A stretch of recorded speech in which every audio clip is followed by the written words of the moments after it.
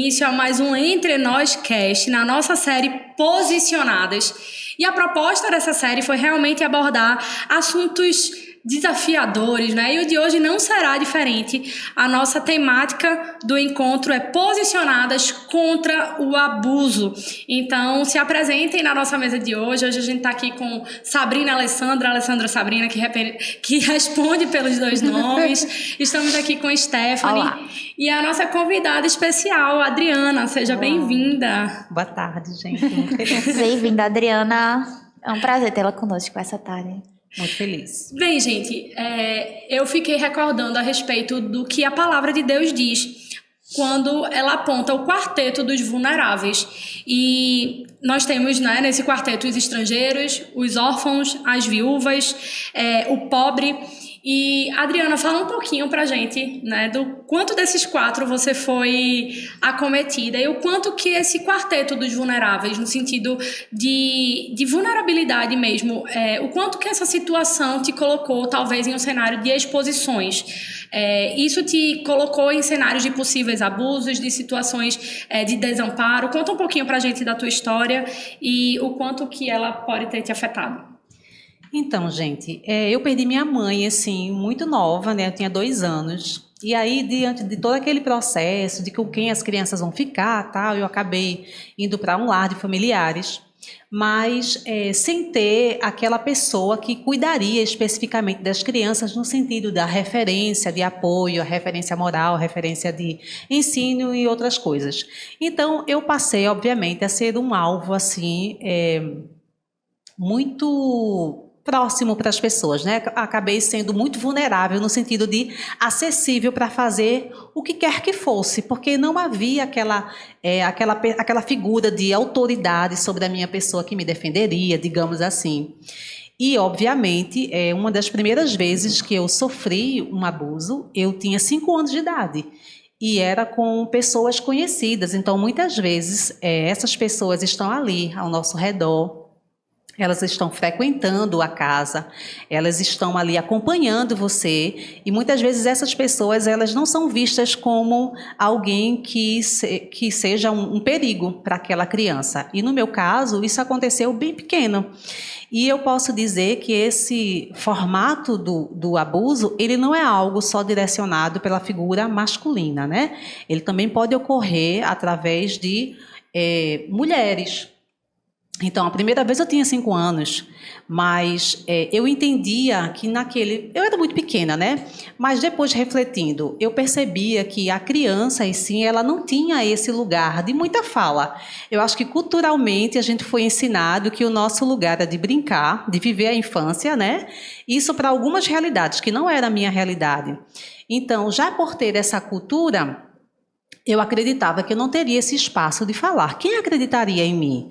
Então, a quem eu falaria? Se não havia essa representação de quem estava cuidando realmente assim de mim. Havia, sim, uma pessoa responsável, mas que não estava ali acompanhando o meu dia a dia, nem percebia o que tinha acontecido. Então, aos 5 anos ocorreu, depois aos 10 anos aconteceu novamente, e isso foi acontecendo em diversos cenários e fases diferentes da minha adolescência até chegar à fase adulta.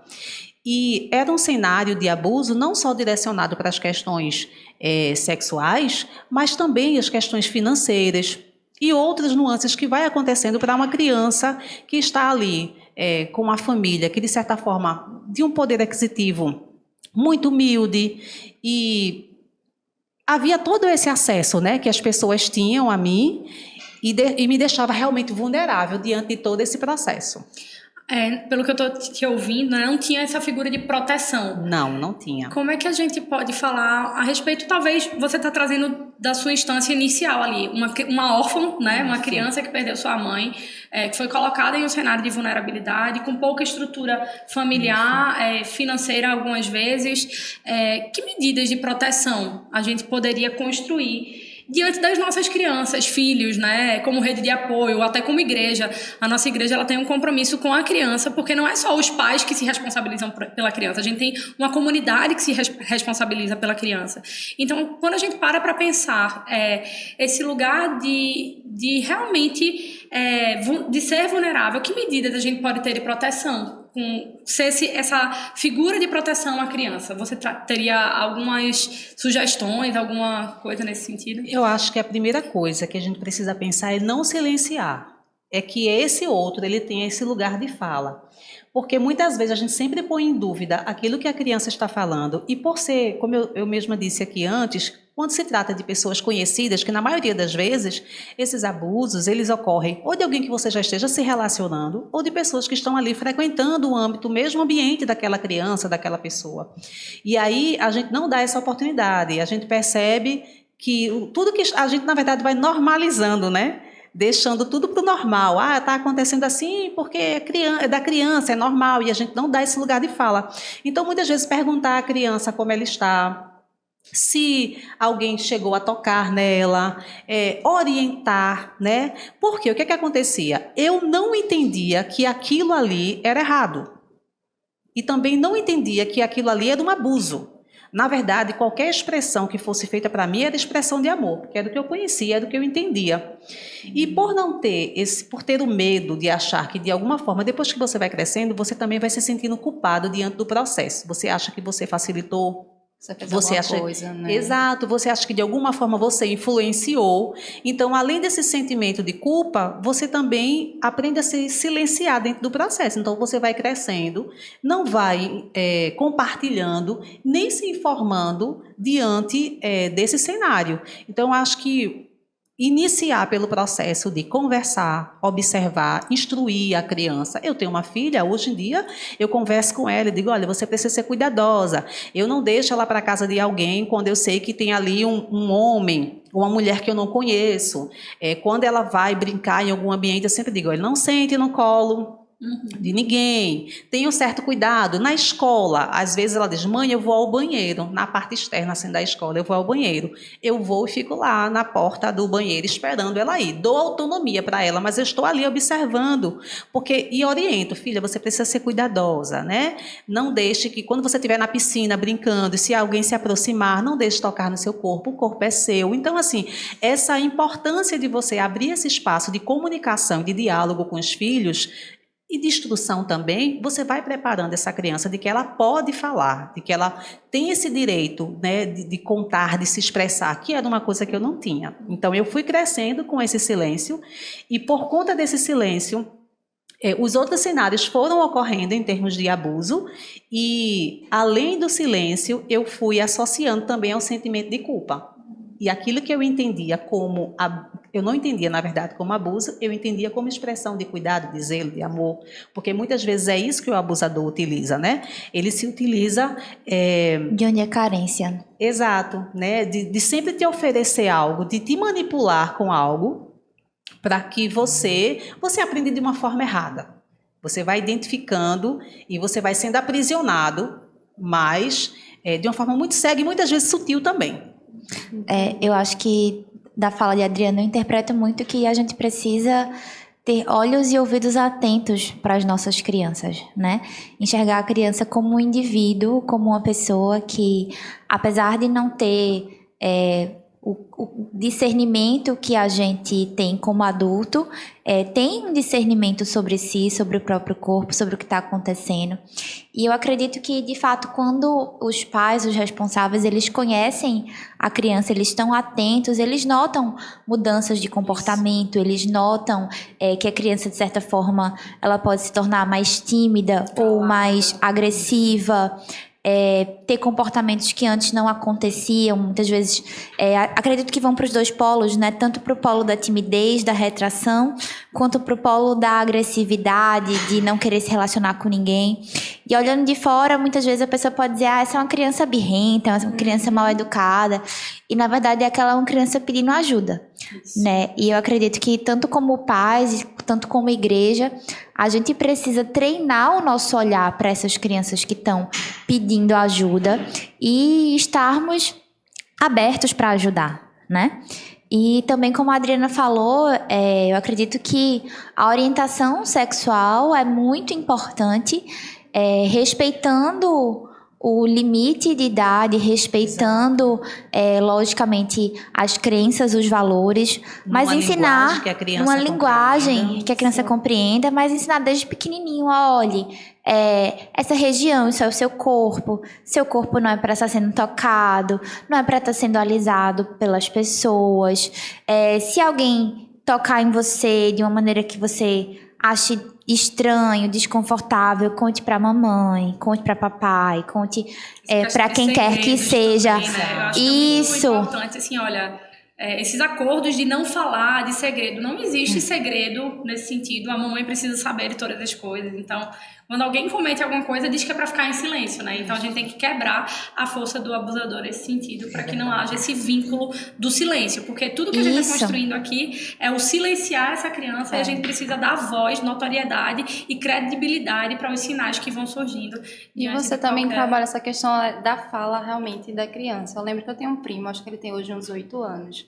E teve um tempo que eu viajei, passei um tempo, e aí eu lembro que ele disse assim pra minha mãe, eu gostava de conversar com Teté. Teté sou eu. Porque ela senta e ela me explica as coisas e eu entendo e ela conversa comigo, ela tem paciência. Aí ela falou, a tia tal, ela não tem paciência. Ela diz, eu falo assim, tia, não sei o quê, cala a boca, não fala nada, fica calado. Então assim, as crianças vão ficando retraídas, com medo de falar. Então assim, se eu não posso falar pra ela, eu vou falar pra quem? Eu prefiro ficar calado, porque ninguém vai confiar. Quando você escuta também a criança, ela diz assim, eu posso confiar nele, eu posso falar com ela que ela vai me ouvir, ou ele vai me ouvir. Em muitos casos dos abusadores, eles ouvem as crianças, né? Eles iludem, eles começam a brincar ali. Então vamos brincar, vou te explicar isso daqui, ó, isso aqui é legal. Coisa que, às vezes, os pais ou os responsáveis não têm, digamos, essa paciência. É porque faz parte do abuso, né? A conquista. É conquistar a confiança, se tornar uma pessoa que aquela criança não tenha resistência. Então, faz parte do processo. E aí, então, tem que haver essa... o tio ou a tia que tá me abusando, que eu não sei que é um abuso, é tão legal comigo, então tudo bem. Papai e mamãe ou, sei lá, titia não me escuta, não ouve, não brinca comigo. Ah, eles são chatos. E acaba que não fala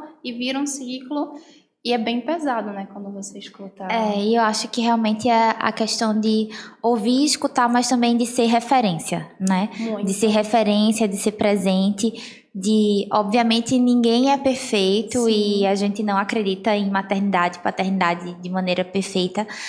O único pai perfeito foi Deus, mas é realmente ser presente, ser uma referência para a criança de que, por exemplo, que aquele afeto, aquele carinho, aquilo ali não esteja em falta, de forma que ela possa encontrar em outra pessoa que tem mais intenções, né? E que ela, de fato, possa, como o Stephanie falou, ter uma confiança, né? De que se acontecer algo a ela tem a quem recorrer. Uma coisa que eu lembrei agora, assim, eu já passei por essa situação enquanto pequena, às vezes diz assim, se fulaninho perguntar isso, você mente, você fala isso, isso e isso. E a criança vai internalizando essas mentirinhas que são mentiras, não são saudáveis.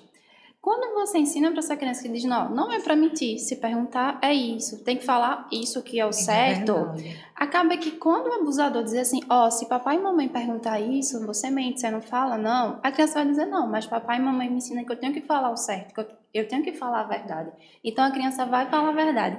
A gente, de forma muito sutil na criação dos filhos, diz, mente, não fala isso não, vai passar no ônibus, não, tem 8 anos, sei lá, idade, não, diz que tem 5, vê se vai passar por debaixo, coisas assim do tipo, e pequenas mentiras vão alimentando a criança que ela diz, mentir é tranquilo, tudo bem. Aí quando o abusador diz, tem que mentir, ela vai dizer, tá bom, eu vou mentir mesmo, é tranquilo. Muitas vezes esse abusador, ele também foi abusado. Eu não estou aqui querendo encontrar esse lugar de bondade, digamos assim, né? Porque justificativa. Né? Muitas vezes ele foi. Então, uma das coisas, assim, depois que eu, lógico, encontrei a Cristo, conheci a palavra, eu fui me autoanalisando no sentido de como eu deveria também tratar os meus filhos, porque você vem desse cenário com muito abuso, muita autoridade, muita imposição de poder, para poder conquistar as coisas. E aí você tem que se autoanalisar, porque É algo que vai sendo incutido em você desde a infância, você vai crescendo com aquilo ali, você reproduz aquilo ali também.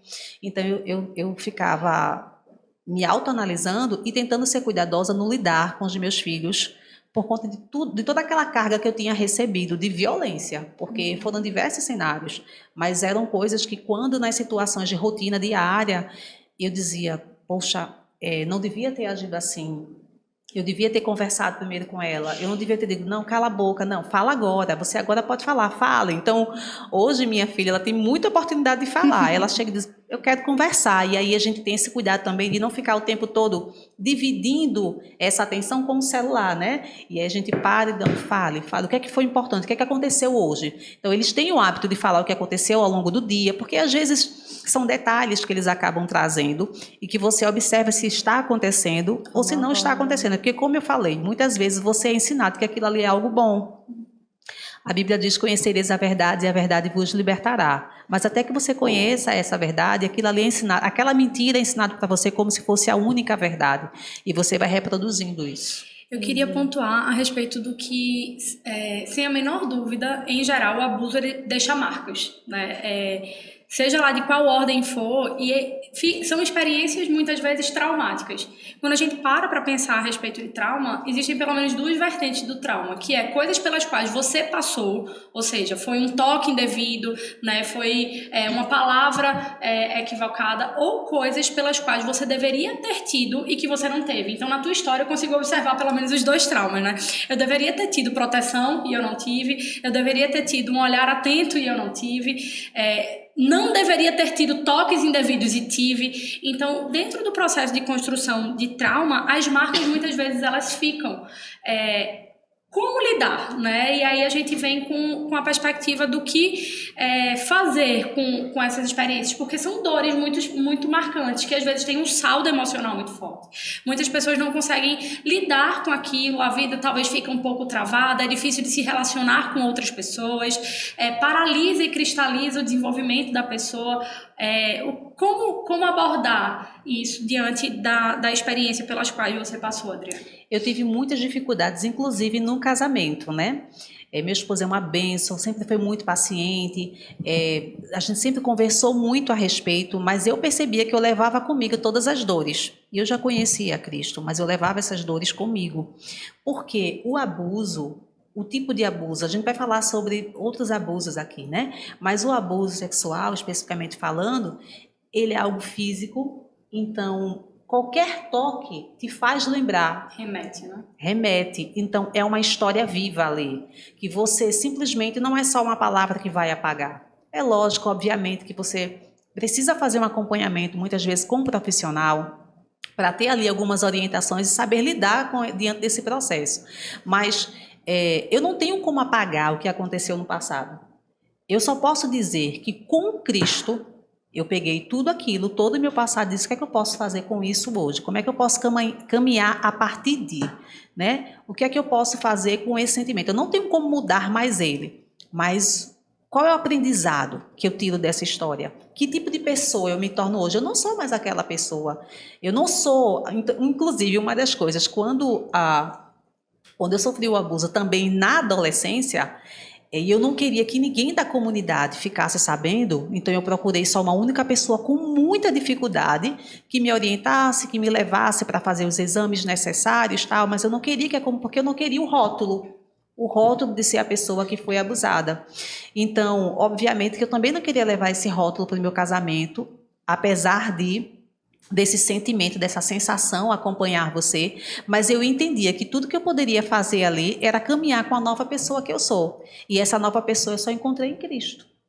Interessante ao te ouvir é que o quanto que é maléfico o abuso, ele mexe na identidade sobre como você se enxerga, o seu senso de valor é altamente comprometido, isso, né?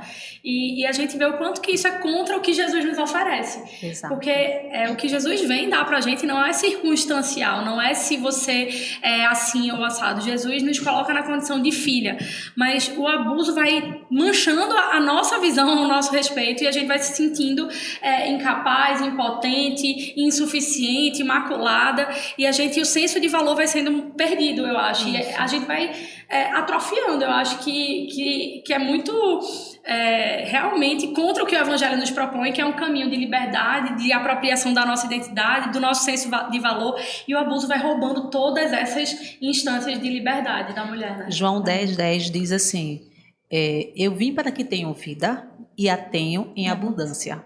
E às vezes a gente não consegue entender que vida é essa, porque a gente está falando aqui de algo mais explícito do abuso, né? Uma violência assim física, mas tem coisas que são muito sutis, que vão acontecendo ali e você vai entendendo que aquilo ali faz parte da vida. Você vai normalizando o processo, entendendo que aquilo é comum e você vai deixando com que esse abusador crie o poder e a hierarquia que ele acha que tem sobre você, manipulando você em diversas questões e em outros cenários também. Porque não existe, como eu disse aqui, né, só o abuso sexual, né? A gente tem o processo do abuso psicológico, o abuso físico, o abuso financeiro, o abuso tecnológico, que está ali o tempo todo acompanhando você, monitorando você onde quer que você esteja. E às vezes isso impede até você de conversar, de procurar uma outra pessoa, de falar com alguém. E é isso, é esse processo. Eu acho que o que vocês falam tem muito do abuso psicológico mesmo, né? Psicológico / emocional. Porque a pessoa ela se coloca numa posição de autoridade, coloca você numa posição de inferioridade. E, infelizmente, isso acontece muito no casamento, às vezes na instância de pais com filhos, mas às vezes na instância do casamento, da relação marido e mulher também. E a mulher, ela se vê numa situação de opressão em que muitas vezes ela não consegue discernir ela e discernir a verdade. Porque a função não, né? Mas a estratégia do abusador é justamente ir destruindo a identidade, destruindo o que é verdade, destruindo o que é correto, de modo que muitas vezes, e aí eu falo em relação às mulheres, aquela mulher acaba se colocando numa situação de que ela precisa pedir desculpas o tempo todo, ela precisa estar se corrigindo por coisas que ela nem pensa estar errada, mas existe um medo de desagradar. Muitas vezes existe o que a gente chama de gaslighting, que a pessoa, enfim, ficar falando para você mentiras a ponto de... Não é nem falar mentiras, mas é descredibilizar a verdade. É dizer que você fez uma coisa que você não fez, a ponto de uma hora você achar que está ficando doida. E de realmente achar que fez algo que não estava fazendo. Cada vez mais e se perdendo de si na relação. E se perdendo de si. E aí, como a Adriana também falou, existem muitas maneiras de fazer isso, né? Isso está no excesso de controle, isso está no controle das redes sociais, isso está em você não poder postar uma foto, isso está em você não poder falar com fulano de tal. Óbvio que a gente não está falando de desrespeito, mas a gente está falando de mentes que são doentes, de um nível de ciúme doentio que às vezes só de você perguntar de outra pessoa, falar com um amigo, aquela mente que ela é abusadora, que ela é distorcida, ela vai ver maldade onde não tem. E aí, de fato, eu acho que isso vai muito contra a identidade. Você acaba se despersonificando, né? Acaba se desfazendo de você e de modo que a pessoa fica perdida, né? E agora? Que tá tão intrínseco nessa realidade que não sabe sequer que tá sofrendo abuso, né? E acha que a relação é naturalmente assim, controladora, obsessiva, que essa é a única maneira de se relacionar. Eu fiquei pensando assim sobre coisas básicas do dia a dia que, infelizmente, eu acredito que nós, como mulheres, passamos, né? Quando a gente passa numa rua e ouve uma piada sem graça, né? Quando a gente ouve situações de sermos, pra mim, a ofensa, assim, você passa e você tem que ouvir alguma coisa de um homem. Pra mim, tudo isso é uma instância de abuso que muitas vezes nós estamos expostas e não sabemos como reagir ou como somos impactadas sobre isso. Então, no passar na rua, às vezes a gente sofre abuso dentro das nossas relações, seja elas conjugais, parentais, muitas vezes nós sofremos e estamos sem ter essa clareza porque não identificamos, né, como seria o saudável muitas vezes. Eu acho que partindo desse ponto, tem uma coisa assim muito interessante, que muitas vezes, por não identificar o que é saudável, ou normalizar tudo, né, e aceitar, às vezes tem pessoas que estão ali do seu lado, é um vizinho seu, está convivendo com você e você não sabe que está sofrendo nenhum tipo de abuso. E nem ela mesma identifica aquilo ali como abuso. Por quê? Porque muitas pessoas que conviviam, inclusive, comigo, nunca imaginaram que eu havia passado pelo que eu tinha passado. Obviamente, eu fui tentando ressignificar todo o processo, tentando caminhar, tentando não falar. Porque muitas vezes eu não achava que eu tinha esse lugar de verdade. Que aquilo ali, será? Eu ficava me perguntando, será que eu realmente sou a vítima nessa história? Será que isso não é o normal? Será que não é isso que se esperam das pessoas? Será que eu não provoquei esse tipo de situação? Como você mesma falou, você não só fica tentando se desculpar, como você também fica tentando justificar porque O que a outro pessoa fez. está fazendo aquilo com você. E isso é totalmente doentio. Como se culpasse, né? Um dos abusos é físico, né? Também.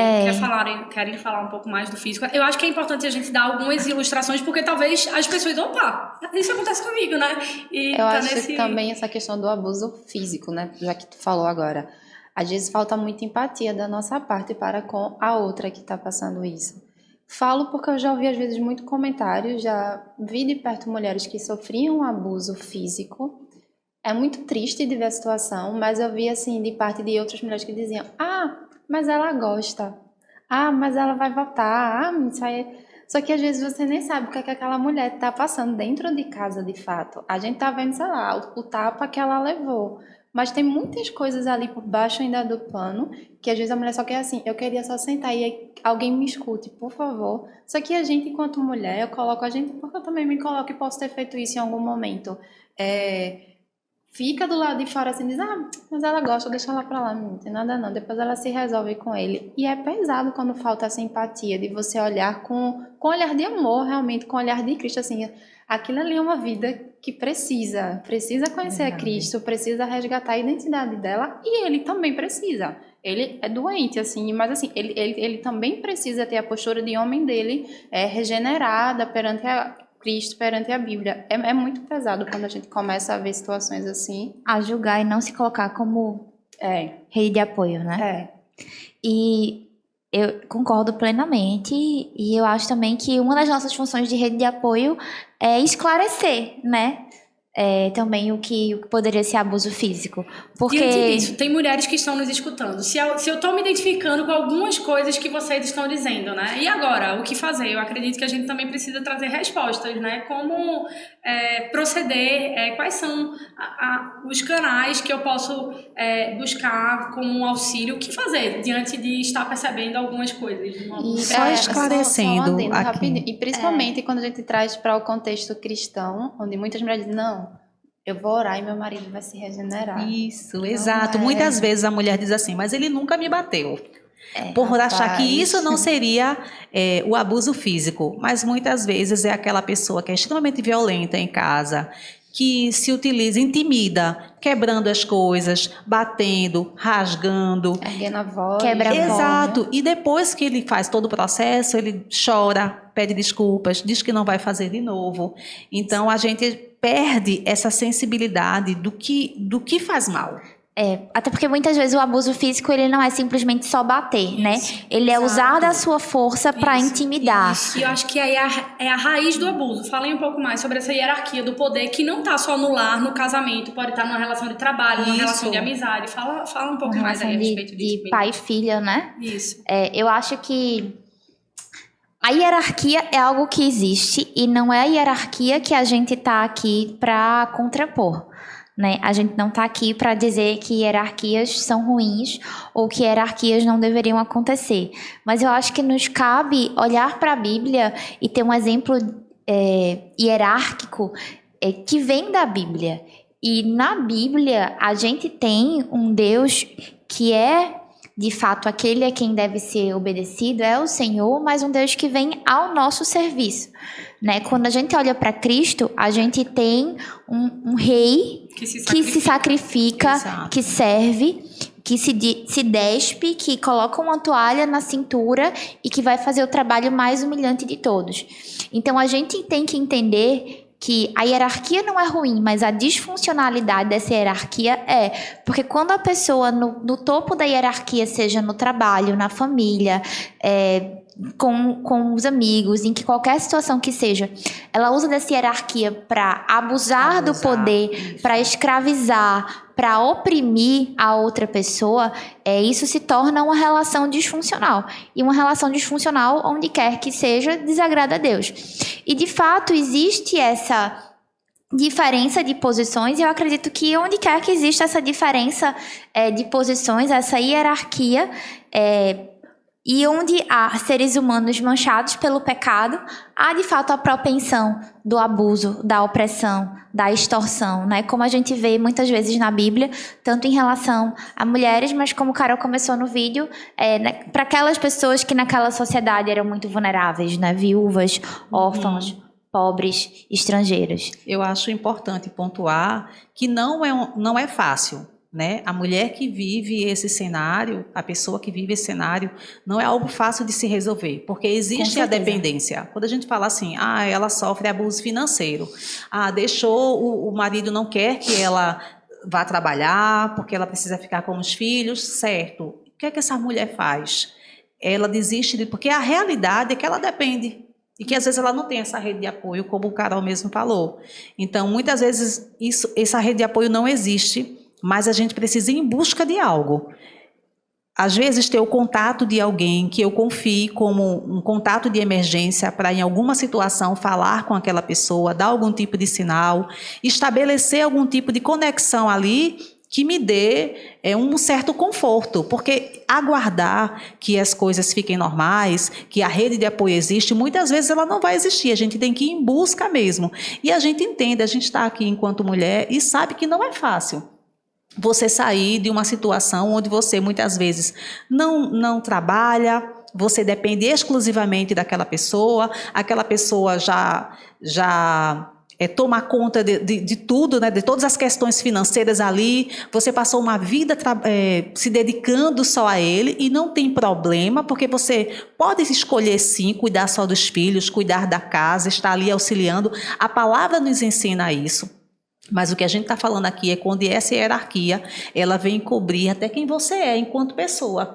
Que essa escolha seja sua. Quer ficar em casa? Quer cuidar dos filhos? Não quer trabalhar porque...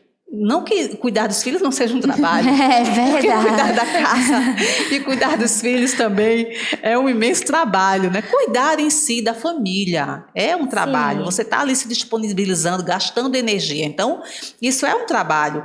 Mas quando muitas vezes essa mulher não tem para onde ir, então, às vezes, é necessário, sim, buscar a rede de apoio, uma igreja, um contato de um terapeuta. Existem alguns programas sociais que atendem essas mulheres, que ajudam, orientam, né? Então, muitas vezes, você ir em busca de algo para, pelo menos, se orientar a respeito e não esperar chegar no seu limite, ou não esperar chegar o belo dia onde ele realmente vai fazer algo muito mais grave. Uma situação limite, né? Uma situação limite. E como a Adriana falou, né? É muitas vezes uma situação que, em relação à escolha de ficar em casa, é muito importante a gente abrir os olhos e ter a consciência de que a mulher tem esse direito de ter a escolha, mas também que a mulher precisa ficar atenta até que ponto ela está escolhendo, até que ponto, nessa relação de abuso, ela está sendo obrigada a fazer isso. Exato. Porque existem abusadores que eles, de fato, a mulher não fica em casa porque ela quer, porque o marido, ele coage, ele obriga, ele usa do abuso psicológico para dizer que a mulher precisa, porque se ela não fizer aquilo, ela é menos mulher, ou ela é menos importante, ou ela não gosta dele, ou ela não ama os filhos. E acaba sendo uma sobreposição de abuso por cima de abuso, né? E eu acho que a gente está aqui tanto para legitimizar a mulher que quer ficar em casa cuidando dos seus filhos e quer trabalhar exclusivamente dentro de casa, porque é um acordo entre ela e o seu marido, tanto a mulher que precisa entender que ali ela muitas vezes está numa situação de opressão, né? E, de fato, de buscar ajuda, de dizer para essas mulheres que existem leis que amparam elas, que hoje hoje no Brasil existem delegacias da mulher, nenhuma de nós aqui é advogada, mas a gente tenha consciência de que existem sim leis que amparam a mulher, que em situações de abuso, inclusive de abuso financeiro, essa mulher pode ir numa delegacia quando ela já começa a sofrer ameaças antes da agressão física propriamente dita acontecer, né? Que ela de fato já pode procurar, que ela pode se informar sobre processo de pensão alimentar, de separação, de medida protetiva, coisas que a gente não domina, mas que a gente sabe que existe, né? E que sabe que essa mulher pode procurar ajuda nesse sentido.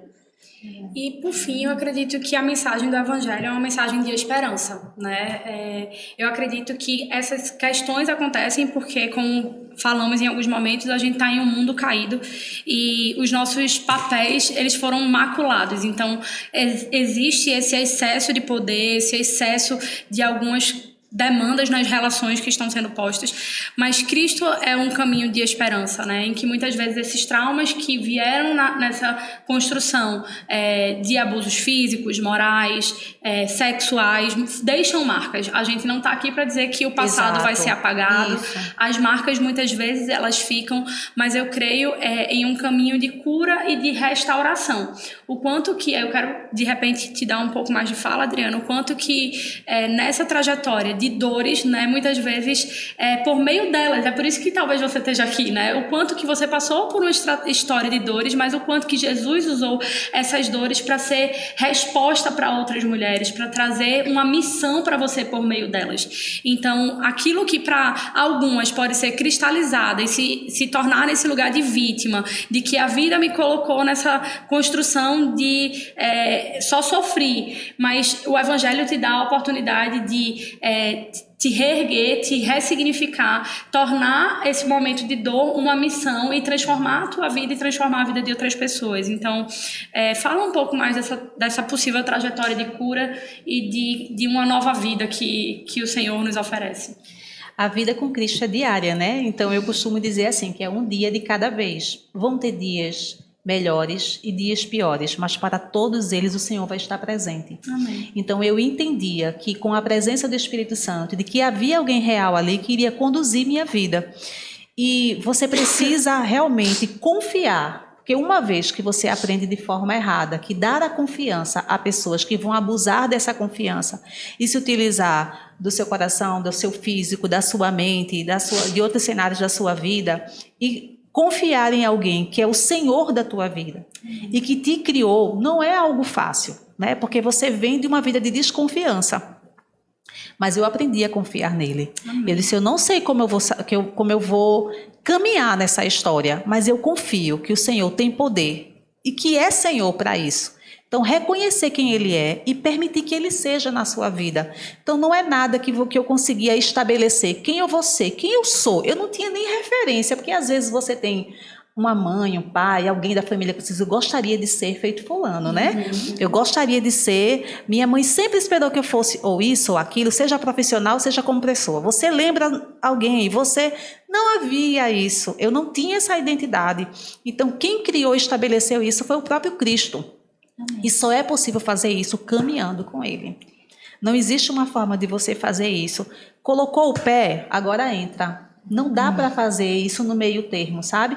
E essa é uma confiança que não existe uma imposição. É um relacionamento. Por isso que eu digo assim, conhecereis a verdade e a verdade vos libertará. Talvez para algumas pessoas, seguir a Cristo seja uma imposição, seja um aprisionamento, mas é porque você não conhece a verdade. Ou talvez aquilo que você entenda como verdade é camuflado como mentira. E conhecer a verdade é justamente você ter a liberdade de saber até onde o Senhor te leva. E aonde Ele vai te levar é com Ele. É caminhando sobre as águas, é chorando muitas vezes, porque vão vir as aflições, mas é também tendo ânimo, é garantia. E eu acho que há uma dicotomia aí, né? Porque se a gente começou falando dos fragilizados e dos vulneráveis, e que os vulneráveis no nosso mundo pecador são pessoas passíveis de sofrerem abuso, eu acho que, por outro lado, a gente se coloca na relação com Deus de maneira vulnerável, e quando a gente mostra a nossa vulnerabilidade ao Senhor, o Senhor nos fortalece.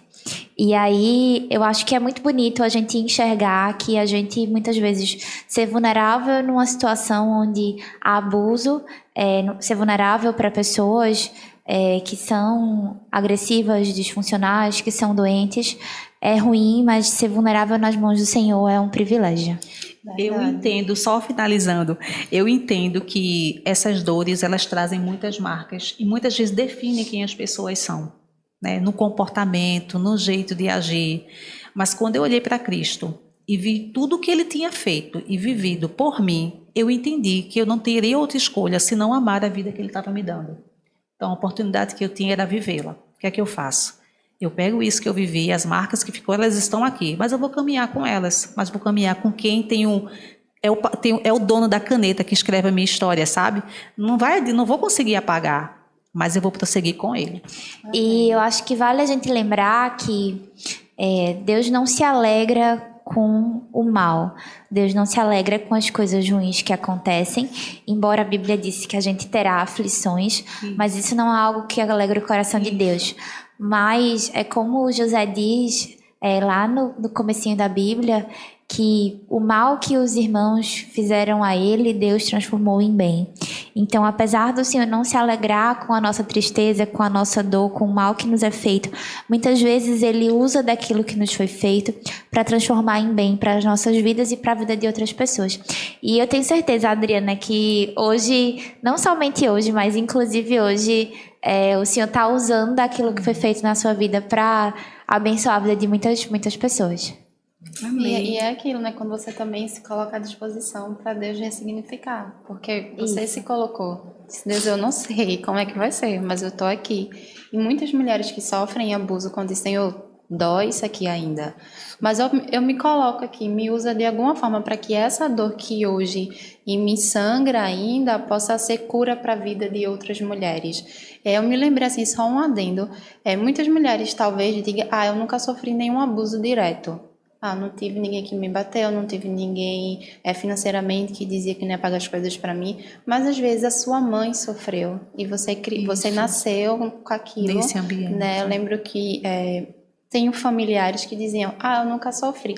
Ele era um bom pai, mas o relacionamento com a minha mãe era horrível, eles se batiam e não sei o que e tal. Entra como abuso psicológico para uma criança também. Exato. Você diz, eu não trouxe nada comigo não, porque quem sofreu foi minha mãe, só que você traz também. E às vezes você tem comportamentos que é buscando honrar sua mãe ou seu pai de alguma forma. Você diz, por que eu faço isso?